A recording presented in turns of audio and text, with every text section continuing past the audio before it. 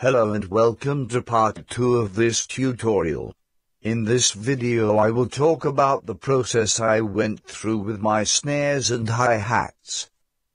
To recap very quickly. In part 1, I went through how I processed my kick drum.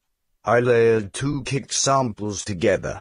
One for the top end, and one for the bottom end. Then I routed them both to the same channel for further processing. Well, guess what? It's happening again.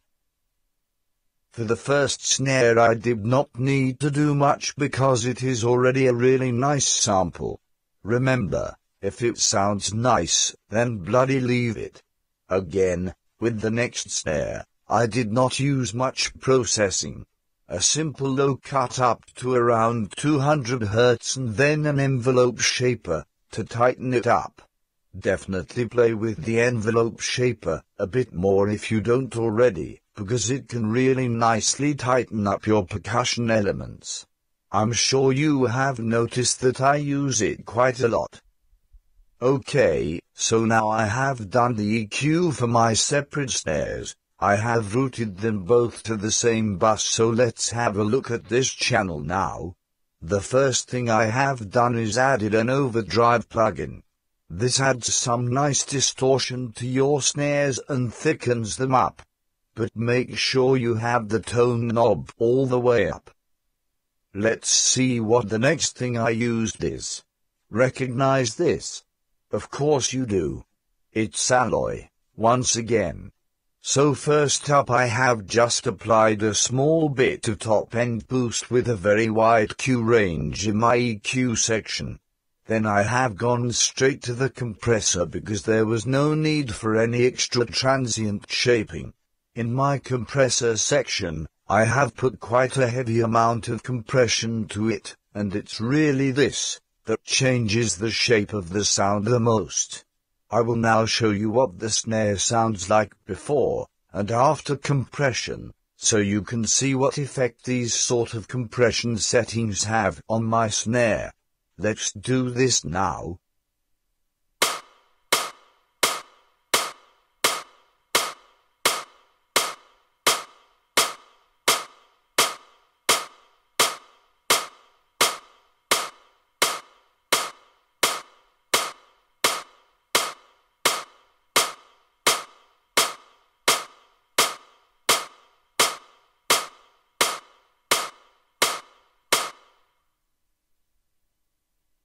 So hopefully you can hear the difference that the compressor is making.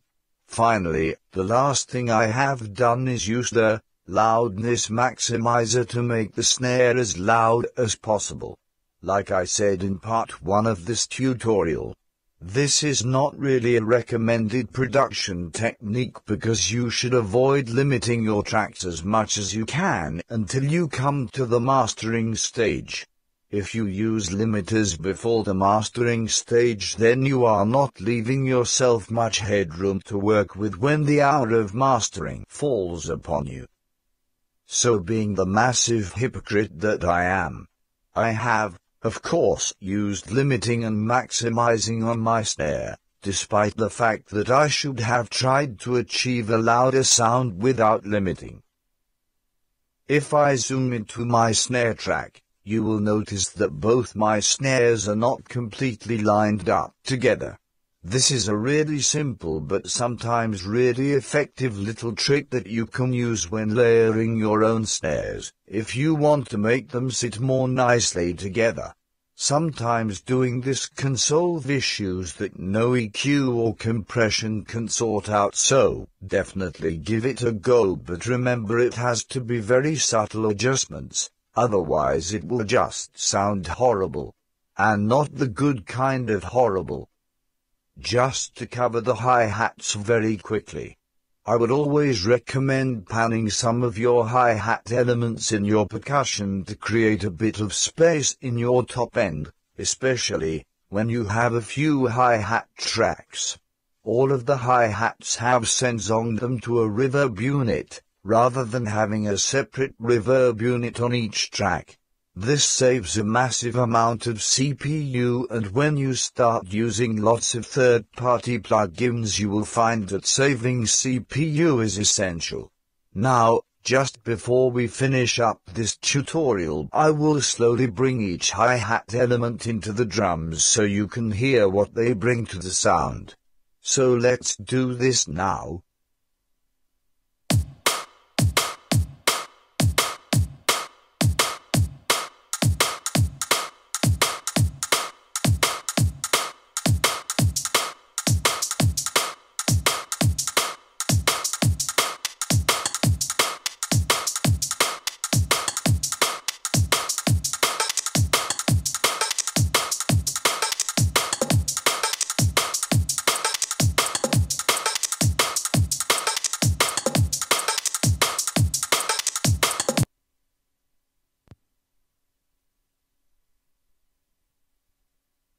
So you may have noticed that, even before I added all of the elements back in, the drum loop was sounding okay, and it had a very different feel when half the hi-hats were playing compared to when they were all playing. When things like this crop up, don't just ignore them. Use them for future ideas. So now, let me find a new drum groove from what I have made here already, by soloing different elements of the drum loop until I find something I like. Okay, here I go.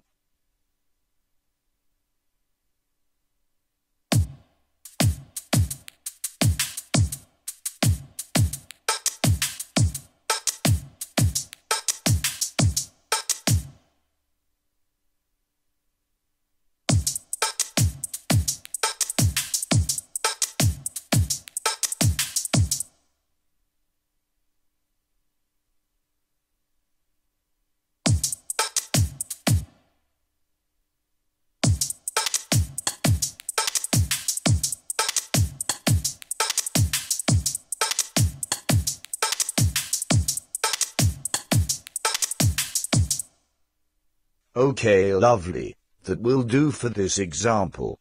Now I have done this, I can bounce it down and save it as a separate groove which I can then use in another project in the future.